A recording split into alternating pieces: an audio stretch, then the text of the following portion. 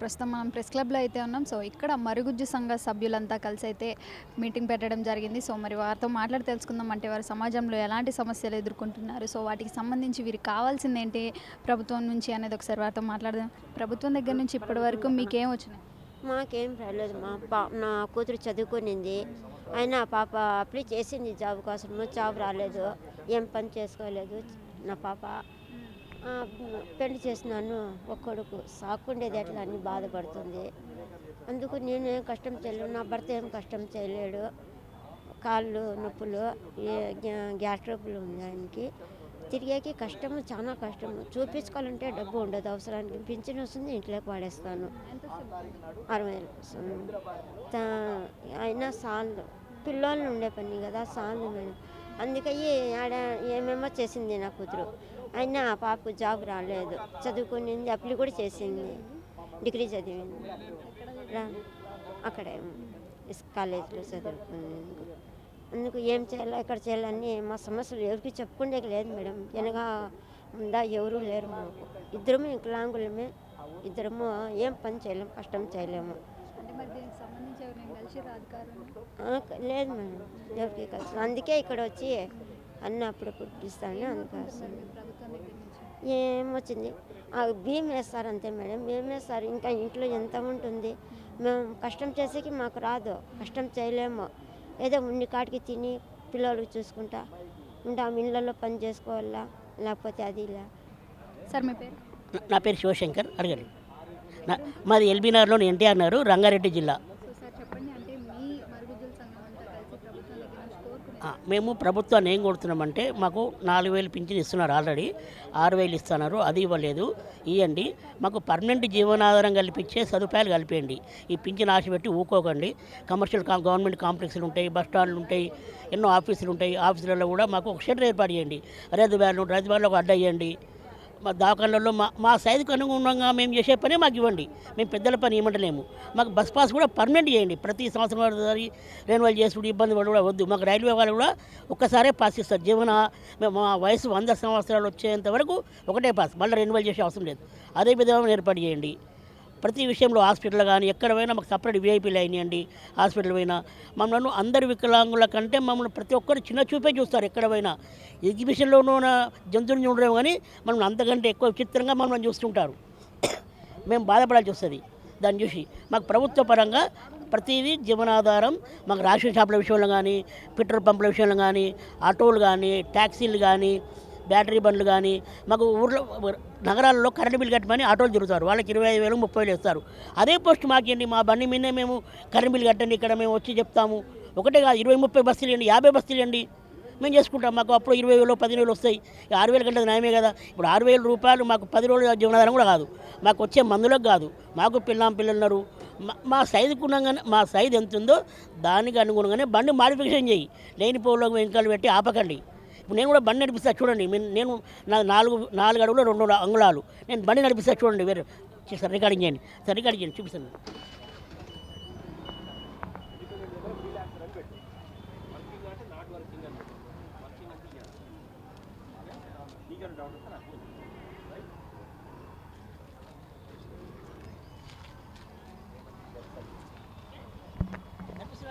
మేము దీని మీద దాదాపు 150 కిలోమీటర్లు నేను నా భార్య అవుతాం. ఈ బండి గోపాల్ అంటే అయినది మా అక్క కొడుకుది. ఇది నేను ఇట్లాంటి మీటింగ్లో వచ్చి అడుక్కుంటాను. మాకు ఎక్కడన్నా మా సైజుకు రైలు ఎక్కాలన్నా ఇబ్బందే, బస్సు ఎక్కాలన్నా ఇబ్బందే. ఒక్కొక్కసారి ఎవరైనా లేవట్టి మమ్మల్ని బస్సు ఎక్కిస్తారు, ట్రైన్ ఎక్కిస్తారు. మాకు ఇలాంటి బైక్ ఉందనుకో, మా సదాగా మేము నడిపించుకుంటాము. ఏడికి వెళ్ళాను, మాకు కూడా కొంచెం సంతోషం. నా పిల్లని ఎక్కించుకోపోయినా, మనమని ఎక్కించుకోపోయినా, నా కొడుకుని ఎక్కి మాకు సంతోషం అనిపిస్తుంది. వేరేలను చూసి బాధపడే కంటే మా బండి మేము చేసుకోతే మాకు ఎంతో సంతోషం ఉంటుంది. ప్రభుత్వం కూడా మాకు బండ్లు ఇవ్వాలి. ఇప్పుడు ఎట్లా మాకు సైడ్ వీల్స్ ఉన్నాయి కింద కూడా, మాకు ఒకటే ప్రాబ్లం కదా, కాళ్ళు అందే కింద, ఇంకేం సైడ్ వీల్స్ ఇచ్చినావు కదా, కాళ్ళు పెట్టకుండా ఏం కాదు. ఇప్పుడు 2 కాళ్ళు లేని వాళ్ళు ఎంత ఎత్తుంటారో మేము అంతే ఎత్తుంటాము. వాళ్ళకి ఎట్లా ఇస్తున్నావు, మాకు ఎట్లా. నా పేరు సైదులు అండి, తెలంగాణ రాష్ట్ర మరుగుజ్జు సంఘం నాయకుడు. ముఖ్యంగా చెప్పాలంటే తెలంగాణలో మరుగుజ్జులకి రేవంత్ రెడ్డి సారు ఒక ఆప్షన్ చెప్తే బాగుండు. అందరిని చంపేస్తే పింఛన్లు కూడా కట్ అవుతాయి అనే బాధ ఒకటి నేను కోరుకుంటున్నాను ప్రత్యేకంగా. చేస్తే మంచి చేయాలి, లేకపోతే మా అందరినీ అంటే ఏదో ఒక కుంభకోణం వచ్చి చనిపోతే ఎట్లా ఉంటుందో, మన ఫ్లైట్ ఎట్లా పడిపోయి చనిపోతే ఈ పింఛన్ ఇచ్చుడే తక్కువ ఉంటుందని చెప్పేసి నేను అనుకుంటున్నాను. ఎందుకంటే మంచి మనసుతోని మా మరుగుజులందరూ సేరదీసి చేస్తే జీవితాంతం ఒక ఫోటో పెట్టుకొని బతుకుతాం. ప్రతి ఇంట్లో ఒక రేవంత్ రెడ్డి ఫోటో పెట్టుకొని పూలమాలలేసి ప్రతి పండగకి ఒక దేవుడు, మాకు ఒక దేవుడు అనక ఒక దేవుడు అనే టైప్లో, అంటే ఒక దేవుడు పైన ఎక్కడ ఉంటాడో తెలియదు మనకు, ఎవరికి అవపడాడు ఆ దేవుడు. అదే రేవంత్ రెడ్డి గారిని, సీఎం గారిని మేము దేవుడు అని చెప్పేసి మొక్కుతాము.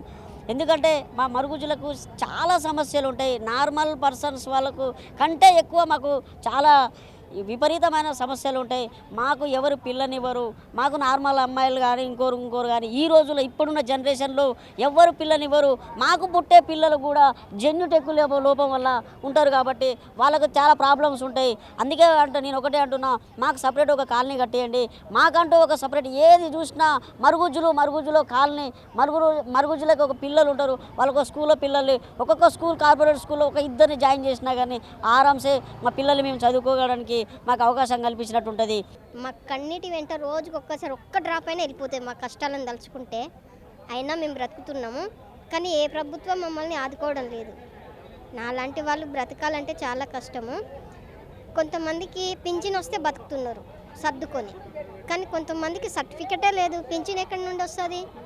కొంతమంది జాబ్స్ లేక చదువుకొని పెద్ద చదువులు చదువుకొని టీటీసీ చేసి టెట్టులు రాసి 2-3 మార్కులు పోయిన వాళ్ళు ఉన్నారు. ఎంఏ బిగిడి చేసిన అలాగే ఎంతోమంది ఉన్నారు మరుగుజ్జులు. మన తెలంగాణ స్టేట్లో 4 నుండి 5,000 మంది ఉంటారంట. అందులో పల్లెల్లో బ్రతికే వాళ్ళు ఉన్నారు, సిటీలో బ్రతికే వాళ్ళు ఉన్నారు. ఇంకా సిటీలో బ్రతికే వాళ్ళకైతే ఇంకా రూమ్ రెంట్లు, ఆ రెంట్లు అని చాలా ఉంటాయి కదా. ఆ 5,000 పింఛని, 4,000 పింఛని ఎక్కడ సరిపోతుంది ఒకసారి చెప్పండి. కాబట్టి మాకు పింఛని పెంపు అనేది ఫస్ట్ ఉండాలని ప్రభుత్వాన్ని కోరుకుంటున్నా.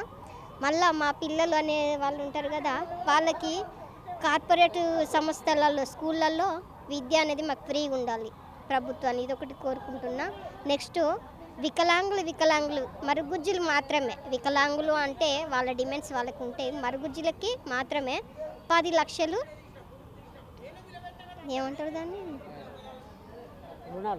రుణాలు ఇవ్వాలి. 10 లక్షలు మరుగుజ్జులు ఒక అబ్బాయి ఒక అమ్మాయి చేసుకుంటే 10 లక్షలు ఇవ్వాలి. అలాగే అబ్బాయిలకు బైకులు అనేది కంపల్సరీ ఉండాలి బయటికి వెళ్ళడానికి. అన్ని బస్సులలో మాకు ఫ్రీ అవసరం లేకున్నా 100 రూపాయలు ఉంటే 50 ఇవ్వండి చాలు టికెట్. మాకు సీటు ఉంటుంది కదా. ఇప్పుడు ఈ ఫ్రీ బస్సు పెట్టి వెళ్ళాలంటే చాలా వాళ్ళు లేవట్లేదు, కూర్చొని సంకుల పిల్ల వెనక బ్యాగు. ఒకసారి కొంచెం జరగండి అమ్మ అంటే, ఇది నీదా బస్సు, మాకు ఫ్రీగా ఇచ్చిండు ప్రభుత్వం కూడా కాదు, సీఎం రేవంత్ రెడ్డి అంట. ప్రభుత్వం గురించి నేను మాట్లాడడం లేదు, ఎవరైనా పర్లేదు, ప్రభుత్వం ఏదైనా కావచ్చు, ఏ పార్టీ అయినా కావచ్చు, కానీ ప్రభుత్వం ఏమంటున్నా ప్రభుత్వాన్ని కోరుకునేది మొత్తం ఫ్రీ అవసరం లేదు. 50% తీసుకోండి, 50% తీసుకొని మాకు సీట్ ఇవ్వండి. మేము ఎంత దూరమైనా వెళ్ళిపోతాం కదా. నిలబడాలంటే ఒకరోజు నా పాప ప్రాణాలు పోయేదండి. అన్ని సీట్లలో చాలా మంది అయిపోయారు. మధ్యలో నేను, మా ఆయన, బ్యాగు, నా పాప ఊరు నుండి వస్తున్న హైదరాబాద్కి. అసలు ఆ ఊపిరి ఆడలే ముగ్గురికి. అప్పుడు అనుకున్నా ఊపిరి ఎక్కడ పోతుందో, పోయినా బాగుండి, ఈ కష్టాలన్నీ ఏమీ ఉండవు అనుకున్నాం. ఇంకా మేజర్గా పెళ్ళైన పిల్లలకైతే అత్తిల్లు ఇల్లు కాదు, తల్లిగారిల్లు ఇల్లు కూడా కాదు. అది నార్మల్ వ్యక్తులకు కూడా తెలుసు ఈ విషయము. మాకు కంపల్సరీగా ఇల్లు అనేది ఒకటి ఉండాలి. ఆ ఇల్లు ప్రభుత్వం అంతకుముందు రజనీ అనే అమ్మాయికి ప్రభుత్వ ఉద్యోగం ఇవ్వడం జరిగింది.